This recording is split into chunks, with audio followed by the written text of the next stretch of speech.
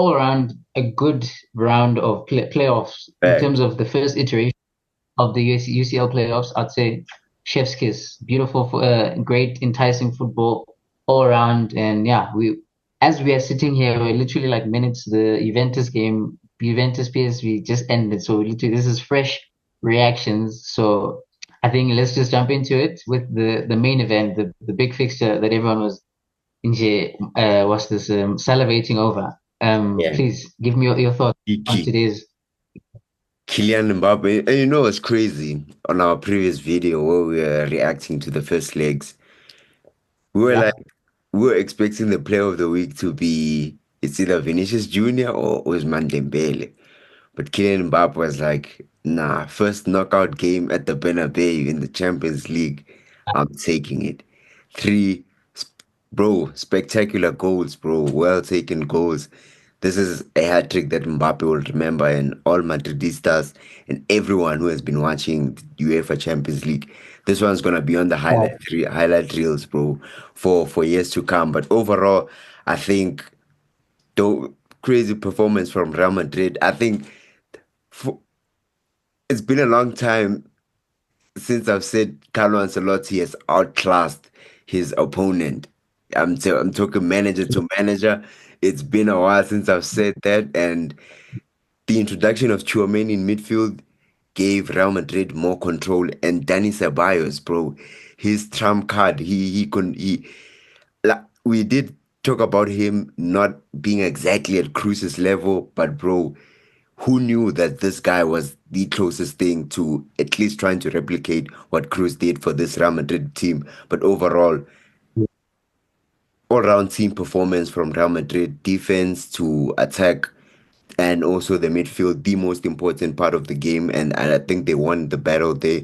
But overall, great performance from Real Madrid. And what were your thoughts, bro?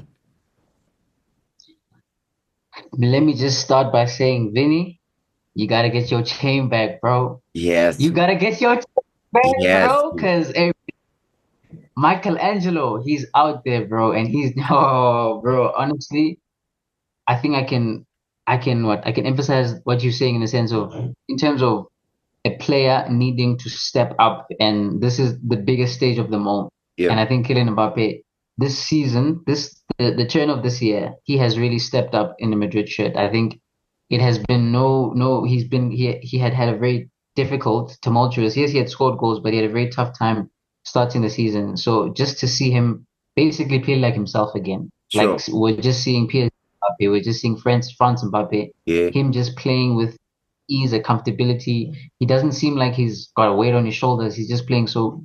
And I think for that first goal, I remember in the our preview, I said the first goal will be the most important because that's going to set the tone Sure. for the entire match.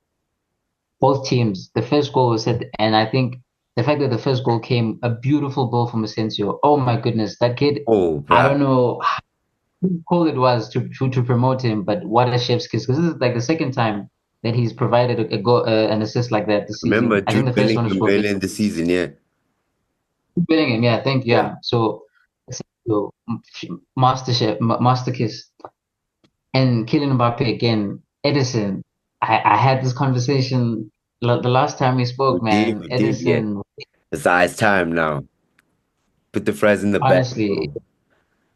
yeah, I know. But I'd say overall, just to sum it up and just like to, I'd say this was a complete domination. This we can confidently say this was a domination. City were dominated.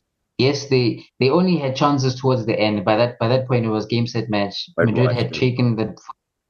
foot taken the foot off the pedal. They were just like we're cruising now. But in terms of when the game was still like in the, honestly, Kylian Mbappe showed his class. City again. I think what we're saying about Nico Gonzalez saying that maybe he could be Nah, not yet. Tchouaméni. Just Not yet. I think that this is a level too high, bro. Also, the other signings, I son of, this is a level too high, bro. Not yet. Not at I, this. I wanted to I wanted to mention him playing at Pep Guardiola playing him against Vinny. That was like it's like self. That's like you're just throwing your player under the bus. Like, Yeah. what are you doing, bro? Honestly, I just feel like Pep at times he tends to overcomplicate his game more than he has to. And today it just showed. I think from a tactical point of view, Carlo Ancelotti, he knew that we're playing at home. We're gonna create chances. We're gonna have, and funny enough, they had more possession of the ball for majority of the game. They were literally on them for, I think City didn't even have a shot on target up until the 65th minute, Yeah, just to show the complete lockdown that Madrid were just saying that, you know what, this is our home. We're gonna make sure we show you the pedigree that they are levels to this thing. And thanks. yeah, no, I think for me, I can say without a doubt that, Madrid were the better team. They played the better football. I need to remember Rodri after this fixture last year. Yeah, last He was season, saying I that remember. only one team played football today. Honestly, Jay, I didn't see anything of real concrete note from City. So I'll just say f 5 stars from Madrid. They absolutely incredible. Kylian Mbappe, I take a bow to you. I tip my hat to you. Exquisite performance, 10 out Yeah. of 10. I have no notes, What genuinely, just what were your thoughts incredible. on the exclusion of Erling Haaland from the starting lineup? But I think Pep caught us by surprise there. I think he saw that hey, Rudiger is in the lineup now, and every time Rudiger is on the pitch and Haaland is the opponent striker, it's basically a -1 for the team because Rudiger will always have him in lockdown. I think I remember after the Newcastle game, there was concerns, but I think Pep Guardiola like kind of like laughed it off to say that no, he was laughing. So it was there the perhaps that maybe he could be injured, but I was more surprised the fact that he didn't even come on. That was the part for me where I was just like, I think by that point Pep already saw that this game is over. There's no Yeah, point. Let's just done. say Liverpool. There's no point. And I guess fair play. I think players like De Bruyne, Grealish, like they were just don't no like Pep was just saying that this game there's no point. I'm just gonna save you guys. Well, this game is over. We're out. It's okay. It's okay. Like game Sure. set match. So I think it caught me by surprise. I think also just the fact that Marmoush he's not really a number nine in that sense. He plays off of the number nine, so I knew that he wasn't gonna have as much luck Yeah, compared to the game against New. So yeah, I think did catch me by surprise, but either way, Rudiger was there. He was on it today as well. Impeccable, imperious in defense. Otherwise, yeah, no, damn, like yo, bro. jeez, Like I said, bro, this is the first time in a while this person gonna sit there and say, "Hey, man, Carlo Ancelotti actually coached a pretty good game, bro." Shout out to him and credit to him. yeah, But his compatriot there managing Juventus, yo, found it hard in the Netherlands because they got knocked out. That was the last match of the round. Bro, I think that extra time was so crazy and so end to end. Juventus actually had a chance to score like 2 goals in there during that extra time. I don't know how they did not I think, convert, but the Stars were with PSV today. yeah. Sorry to cut you. I was saying that I think they hit the post like twice or Yeah, something, like where literally it was like they just needed like that one tap in moment, and it was. But honestly, I would say from an overall perspective, I think Juventus were a bit wasteful. They were very wasteful at certain points. But in terms of overall, PSV were all over them. They had most of the possession. To be fair, I think PSV they took the game by the scruff of the neck and they just said that you know what we're gonna go at it. We're gonna apply ourselves. And the fact that Juventus, for the most part, they're a very pragmatic team. This Thiago Motta team, they yeah, don't really go at you. They'll just pick their moments. So I'd say for the fact that PSV for the most part they were bossing the game. They had most of the possession. They were peppering Juventus. Juventus was just saying, you know what, we'll just find our moment. And fair play to them, they did. They scored the goal that would have put them through. yeah, But now the fact that they just as soon as that happened, they took their foot off the gas and they just said that you know what, let's just take it because afterwards PSV just kept on going and going and you knew that the goal was going to come eventually. And I think 3-1 is a very flattering score for Juventus because it could have been a lot more. Because I think PSV, for the most part, they had the better chances. Yes, Juventus, they were also very wasteful with the chances that they had. But I was quite disappointed with players like Kolo Muani, who had a very, very bad game. Had a yeah, very, especially after that against Inter, you think that this would be the moment where probably, he can show himself as a proper number nine, yeah. starting over Vlahovic. Honestly, stinker. just from a team point of view. I don't know. Thiago Motta is just I don't know. And it's funny because I'm just thinking to myself, the one time they needed a draw, and Vele at that point, because I think they were playing even towards the end when PSV had scored the second goal to take it to extra time, Yeah, and you're just seeing that Juventus weren't really applying themselves after that because they're just saying, no, let's just go, let's just make it through, yeah. let's just hopefully they get to the and PSV, they just kind of put them to the sword, and rightfully so. Honestly, PSV, they deserve to go through. It wasn't a chance of, it was a smash and grab. PSV Nah, would deserve it winners. they did. Yeah, I don't know. I don't have anything else to add, but yeah, I think Mota's team selection and the playing style is so baffling, especially with the talent that he has in that team, bro. Cambiaso, Kenan Yildiz, Kefem Turam, Weston McKennie now is starting to look like a player. Also, with yeah, the attacking options that he has, Dusan Vlahovic is there's a striker there, and Kolomwani, as you mentioned, but he's still persisting with this pragmatic style of play. I don't know, maybe it's because Max Allegri had, I think, instilled that into Juventus culture, where we're so used to Juventus being this pragmatic team, but it certainly backfired today because PSV definitely up their game the moment they conceded that goal and they clinched yeah, it in extra time. Even after scoring the third goal, they still seem like the team that had like more edge to them in the final third. They also had a chance. I think Di Gregori had to make a save in the 119th minute, which if PSV had scored that goal, it would have been done and dusted. But overall, I think, like you mentioned, PSV deserve it winners and they go through to the round of 16. yeah. No, fair play, PSV. Would love to see it. I think let's just the other games that happened today. PSG. Yeah. Brest. Damn, they copped the feel for real. Hey, they copped the I feel of that Brest. God Well, they were damn, they were rubbing touching on those brands, bro. yo.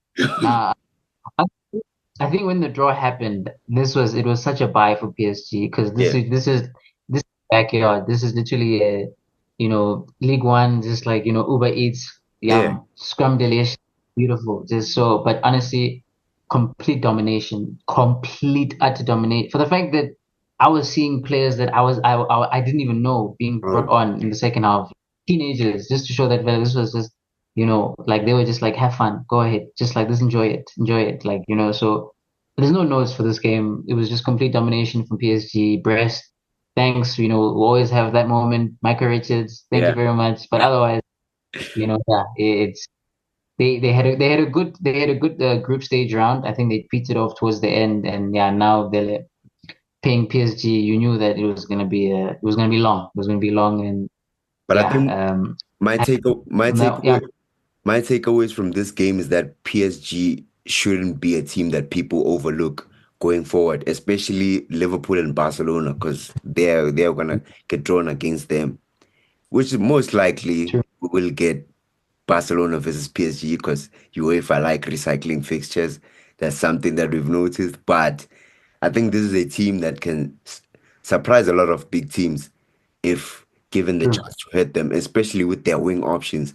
Luis Enrique has some of the best forward options with Kvaratskhelia, Bakola, Desiree Doué, Osman Dembele now who's on form, bro. That's a crazy wing selection to have. And this these forwards can like have very give defenders tough games, bro, going forward. And I don't know, PSG and True. Liverpool have to be careful, especially with Trent and Balde being fullbacks for those teams. I think Yeah, they have to be wary. Yeah,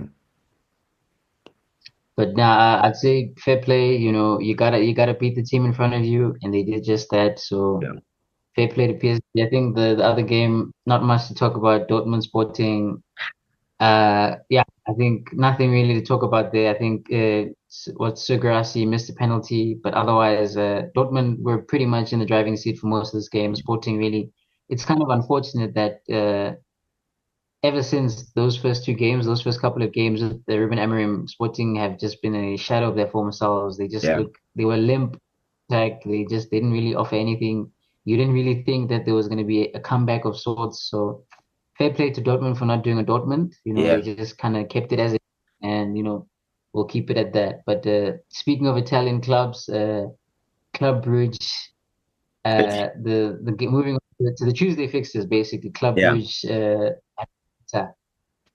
What did you make of that game? I was so surprised by Atalanta's approach to this game. Club Brugge were leading Okay. 2-1, but going all out attack from the get-go, I think that was way too risky. And they played into Club Brugge's hands, bro. Because the counter-attacking football that they instilled in Italy, bro, the third goal especially, I think that was less than Yeah, 10 yeah. passes, and that was a goal. Most of those goals Boom. came against the run of play where there was a chance on the other side. Club Brugge got one outlet and they banged it in.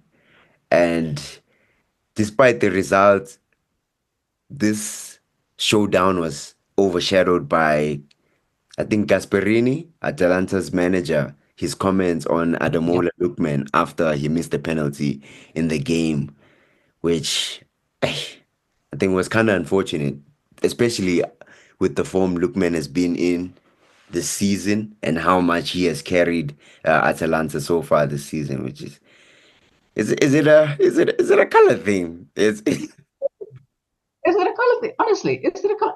Honestly, ne, I'll just you kind of summed up everything in terms of the game plan at Atalanta. I think I can admire the fact that they didn't want to just like, obviously they were trailing, so obviously yeah, they needed to like for it. I think maybe it could have been approached, maybe, I don't know. I think we know that at Atalanta on that day, from an attacking point of view, they're quite immaculate. They have the players that can, trouble you in any game and in any moment. But I think fair play to Club Brugge actually for just like, keeping their nerve and just taking their opportunities, being yeah, clinical because I mean, Atalanta kind of like they really dominated most of the game from a possession point of view, from shots. Like they were really in the driving seat, but they didn't really look like. I think you would have thought that when Ademola Lookman scored in the second half, that okay, maybe we might have a game on our hands. But I yeah, think again, when that penalty miss happened, that kind of was the shift that Bruges needed just to like take control of the game,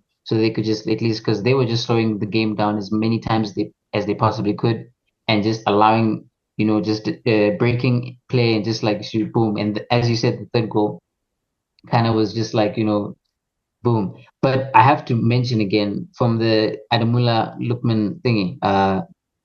That situation, messy. I think yeah, messy from every point of view is we won't go into depth on it because I think that one is a conversation on its own. But I think yeah, just to briefly sum up, I'd say the coach probably he's emotional, knocked out of the Champions League, understandably so. But some things you can just keep in the dressing room. Some things you can just keep it there. There's no need for you to just throw your player under the bus. Probably your best player of the past, like Vele, your best player, yeah, your most important player in the club's history, 100%. There's no need for you to do that. Yes, and on the other hand, if there are better penalty takers, then let them take it. I mean, Regatue, the I other take, penalty taker, yeah, he's missed two this season. So I mean, and I think Decatelera, I haven't seen him take any penalties, so yeah. I wouldn't know. Rodriguez But missed one yeah, in the Champions League actually against Arsenal. true, Yeah, true. So I don't know that whole situation. It's a bit messy, unfortunate because now you see it's like insult to injury, and you see now Lookman has dropped a statement saying that clearly you can tell not all is well yeah, in at Atalanta. So, but I guess we'll just have to see. But in terms of them, their Champions League journey is done, and yeah, fair play to Club Brugge. Holding it down for Belgium. Or yeah, hopefully they'll get a favorable draw. Maybe the little engine that could. Who knows? Most probably they're gonna be given to like Barca or something. But it is what it is. yeah. But yeah, I think we can move to the game that you had spot on in terms of what could happen. Benfica and Monaco. You were on the money Goals, in goals, terms of goals, it being. goals, Yeah. goals, goals, goals. What? How? I think I had like a split screen because I wanted to also monitor the match against the Club Rouge versus Atalanta game. But I always find Mhm. myself focusing there on Benfica and AS Monaco because both managers basically said, ah, guys, let's just go for it. Let's just go for Let's it. go. And we got a match. We got a match. I don't know the Benfica players exactly because they always reshuffle their squad. But I must mention Koku. I remember him from Feyenoord. I think they played a Conference Yeah. League final against AS Roma. Unfortunately, that they lost that game. But bro, him in the midfield was stringing and creating chances there, especially with Di Maria missing this game through injury. But it was an Yeah. end-to-end it was an end-to-end game. This is one of those games where you like this is why we watch Champions League football though. This is why we watch Champions League football. And credit to Monaco too. They had a lot of chances in the first half, especially. Brelem Bolo always found himself in space. Traumatizing Otamendi. It's not my first time seeing Otamendi under the cosh.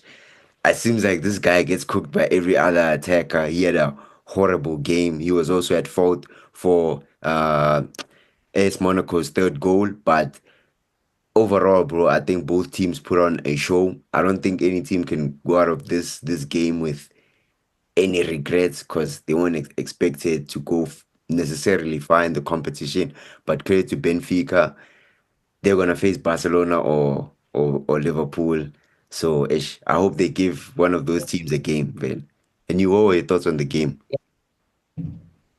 I must say for me, again, I think when we were doing the preview and you said these are two teams that kind of really have nothing to lose. So it's really just a thing of just like let's just throw the kitchen sink, let's just give out everything. Whatever happens, we know that we tried. We leave this stadium knowing, and goodness me, I'd say Benfica, you have been, providing food for us. Yeah, Goodness gracious. I was quite glad because obviously I was watching it as a neutral, but I think for me, I was quite impressed with the fact that they were able to just continuously like boom, excuse me. God They were bless. continuously just going at continuously and just like peppering them. And the fact that it was going band for band, like it was really just like going band for band for Yeah, band for band. And you didn't know what it was gonna get, you where it was gonna go. Because it's like boom, bam, boom. And you're just thinking that I think when Monaco scored the second, I was thinking to myself that okay, I don't know how this is gonna go, and then boom, they equalize, and then they score again, and then Benfica score yeah. again. I'm like, oh, this was from an entertainment standpoint, I was entertained. I'd say bad day for all defenders. So it is what it is. In such games, you don't really care about defense. You just want to see teams going at each other. And I'd say both teams they gave everything they could. Fair play to Benfica. I'd say from an attacking point of view, they never stopped. They never stopped running. They never stopped continuously putting balls into the box and just trying and seeing how it was going to happen. And fair play, they got they got that. Thank You're lagging a you bit very there. much. You were lagging a bit there. But I got you what you were saying. Just another player that I must just mention, Ali Koche on AS Monaco. I don't know. PSG might just Mm. just decide to just scoop him up and add him to their attacking options. I think that's one player to watch.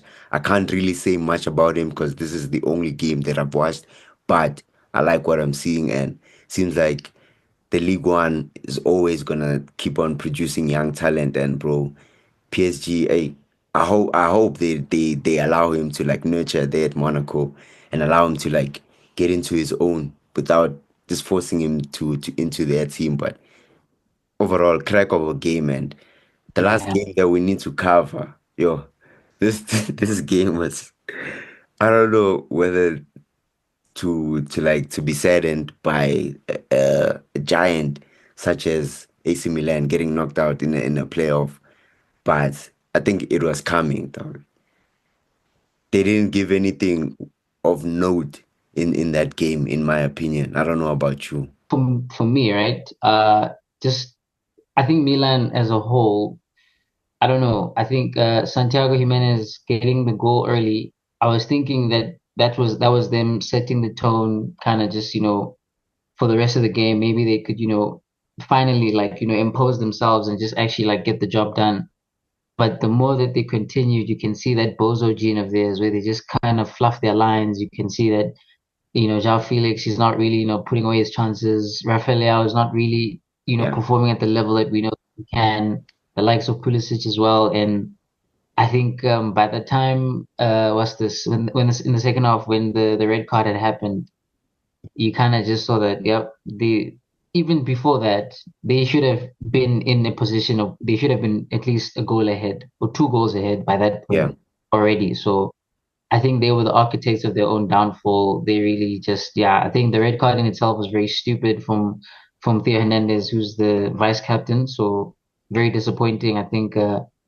For simulation as well. I think all in all, I'd say Feyenoord, fair play to them. They took the opportunity both hands, and they seized the opportunity when they sensed blood. They could tell that even when Milan were behind, they had a couple of chances, but again, very limp, nothing of note. So yeah, I'd say Milan doing Milan things. yeah. Nothing surprising at this point, and so yeah, not much I can say on that.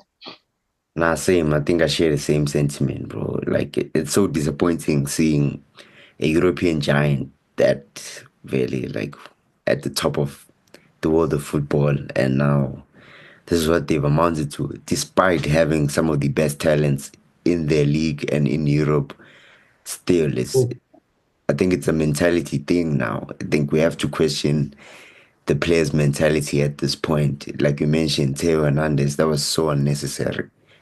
Milan were in control of that game. They were creating chances, even though they were not putting them away. But I think if they had persisted, at least one would have went in. Then something like that happens, especially knowing how fragile the team is.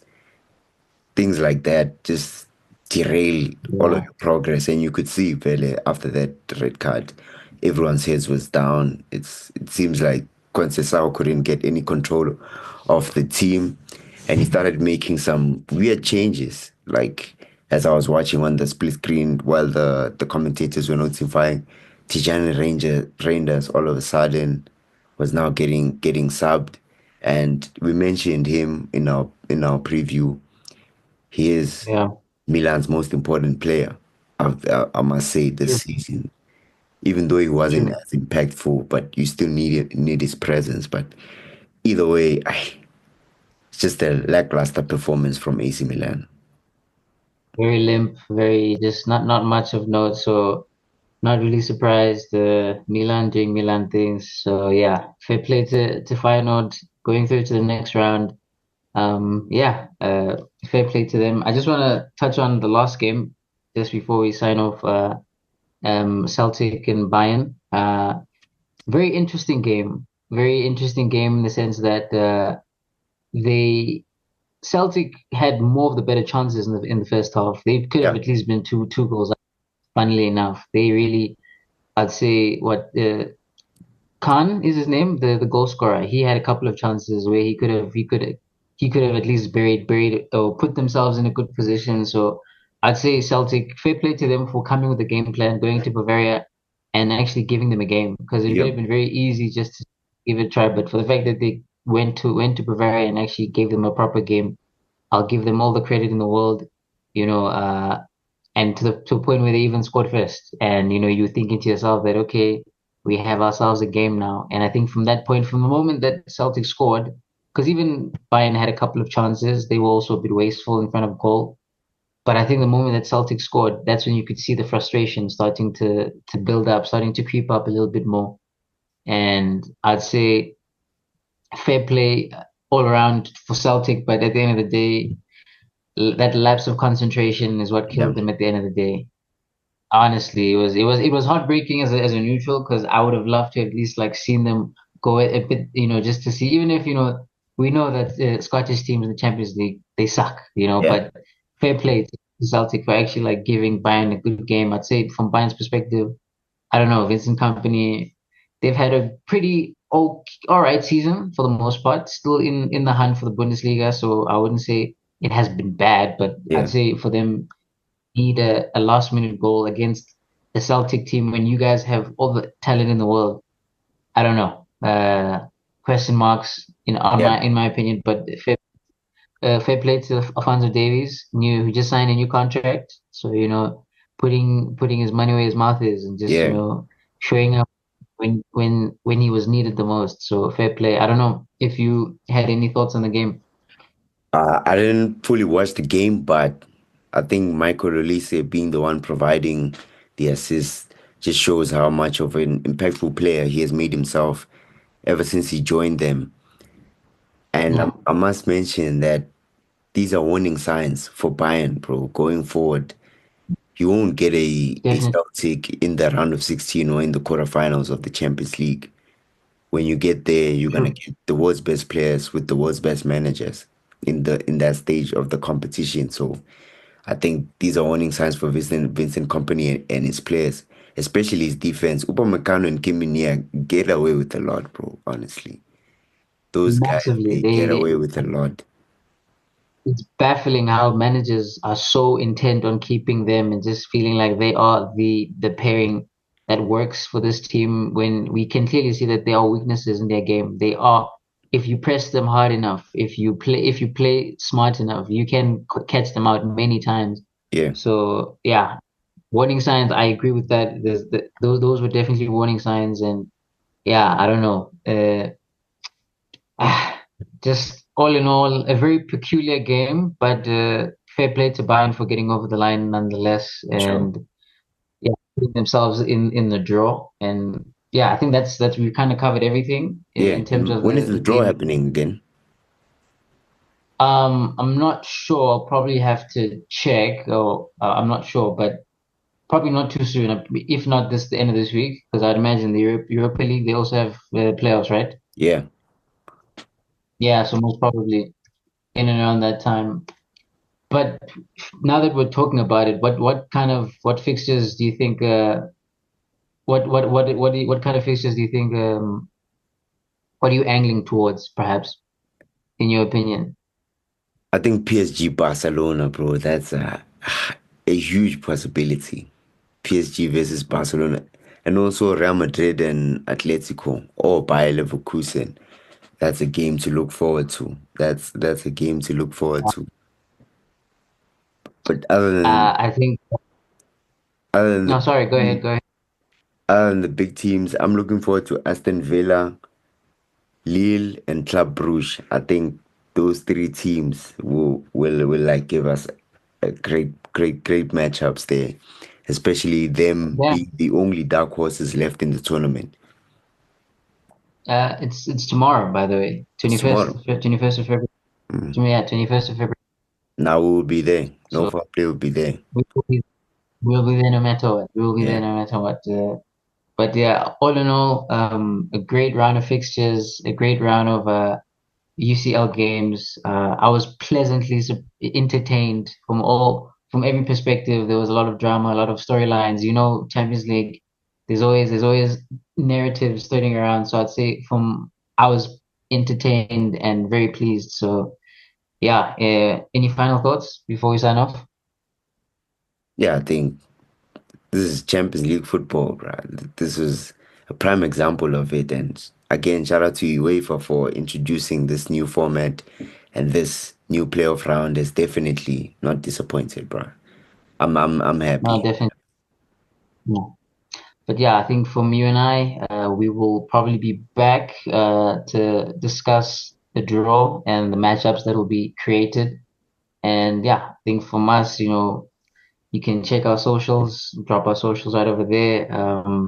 But from us, no foul play. Stay tuned in. D'accord.